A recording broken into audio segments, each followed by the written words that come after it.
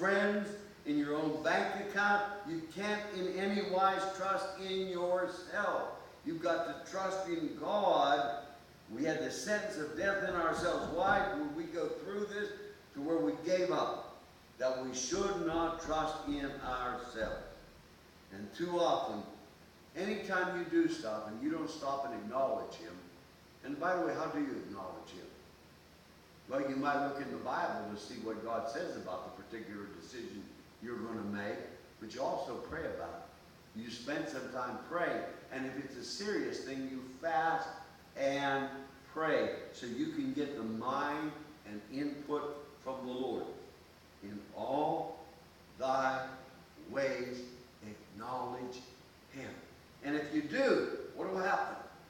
He shall direct thy path. Remember, they that wait upon the Lord. That's to be there, humble, dependent, casting your care on Him. They that wait upon the Lord shall what? Renew their strength. They shall mount up with wings as eagles. They shall run and not be weary. They shall walk and not faint. But we're not to trust in ourselves. Remember, we have the sentence of death. If God allows you to get this far down, that we should not trust in ourselves, but in God, which raiseth the dead. There are some ministries claim they're raising the dead, and I don't know what I believe about them, or they're for real or not real. But I know this is nothing too hard for the Lord, and God can raise the dead. And I told you a story before about a woman's husband had died, and she had been praying, God would save him before he died, and he died, and the doctor says he's dead, you know, and the story, it says she kept kneeling by the bed and praying. They tried to get her out of it. It says he can't be dead because he didn't get saved, and after 13 hours or something, he sat up in the bed, and he ended up getting saved and becoming a preacher. And so she didn't give up. And that's persistence. And they that what wait upon the Lord. You said, Lord, you said it. Lord, you said it. Help me to believe it. Help me to hang in there. Forgive my unbelief. But anyhow, not to trust in ourselves, but in God which raised the dead, and who delivered us. We were in over our heads. We were in past hope. Who delivered us from so great a death. And what? Doth deliver, in whom we trust that He will yet deliver. That's why when Paul and Silas were in jail, it's midnight. I said they could have easily had a pity party.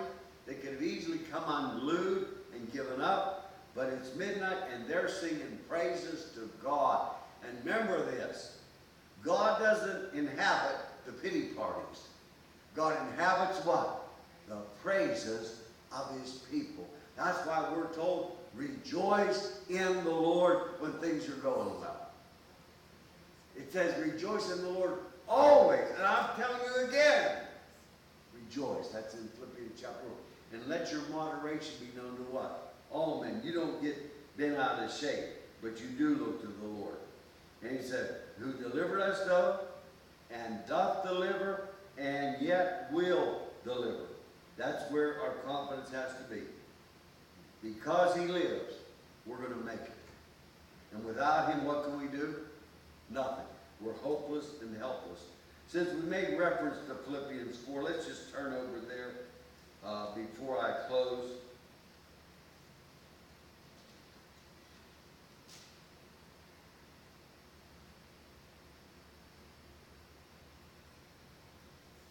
Look in verse 4, Philippians 4:4. Rejoice in the Lord. Rejoice in the Lord. In fact, you're saved. You belong to Him. He's your shepherd. He cares about you. He promised to take care of you. That ought to be cause for rejoicing. Rejoice in the Lord. How often? Always. And I'm going to repeat myself. And again I say what? Rejoice. And in every situation, what do we do? Give thanks, for this is the will of God in Christ Jesus concerning you. Rejoice in the Lord always, and again I say rejoice. Let your moderation, that means you're stable. Problems don't upset you anymore. They don't trouble you anymore. You know you're in good hands. As Paul said, we preached on a few weeks ago, I know whom I have believed and am persuaded that he is able to keep that which I have committed unto him against that day. And that's why you can be stable, solid, unshakable. Your moderation is you're as steady as a rock. Be known unto all men. The Lord's at hand. If God be with us and if God be for us, who can be against us? What did Jesus say to you, to me? Let not your heart be troubled. Ye believe in God, believe also in me. Remember, how are we to run this race called life? And it is a race against evil forces. It's a race against the devil. Looking unto Jesus, the author and finisher of our faith. Let your moderation be known to all men. The Lord's at hand. Something happens. What are you supposed to do? Be careful for nothing. Don't get upset. Don't bite your fingernails. Don't question God and blame God. Be careful for nothing. But in everything, every situation, every need, every problem, in everything, how do you handle it? By prayer and supplication. Let your request be made known unto God. We need to live on our knees. You cannot touch God till you come down. Too often pride puts a wall between us and God. Our independence, our lack of trust in him. And sometimes he has to do things to get us down, to get us on our knees. Remember, you allow the thorn in the flesh lest Paul would be what? Exalted above measure. Get full of pride. But be careful for nothing, but in everything, by prayer and supplication with thanksgiving. That prayer is acknowledging God, it's including God, it's involving God, where it's not you, but it's you and him. He said, I'm with you how often? Always. I will never leave thee nor forsake thee. In everything by prayer and supplication, and as you're concluding your prayer, what should follow? Thanksgiving. Thank God he hears you, and thank God it's taken care of. You don't have to hope it's taken care of. You can know it's taken care of. You can say, I know that my Redeemer liveth, as Job said. You can have confidence in him. But it says, in everything by prayer and supplication with thanksgiving. That's part of it. That's important.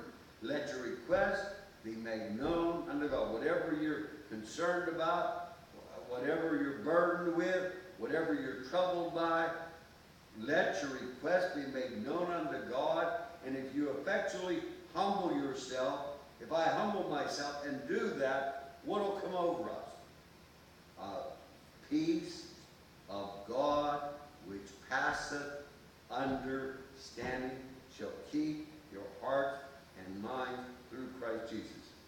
And if you're not really seeking God in that kind of way, you're going to come apart. You're going to come unglued. And God may be part of the process of getting you unglued. So I no longer trust in who? Myself, but to trust in the Lord. To what extent? With all of our heart. Again, why did Paul have the sentence of death in himself? That he would not trust in himself. Why might God allow you to go through deep and dark places? So you don't trust in yourself. So you realize that no matter how weak you might be, God's still strong.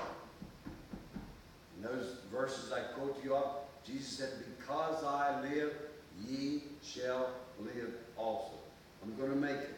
He's alive. It's going to be all right. He'll keep your hearts and minds through Christ Jesus. What's one of the warnings about the last days? Men's hearts failing them for what? Fear. Because things are happening. What am I going to do? It's helpless. It's hopeless in that. It says, no, you just trust the Lord. Cast your care upon him. Leaning on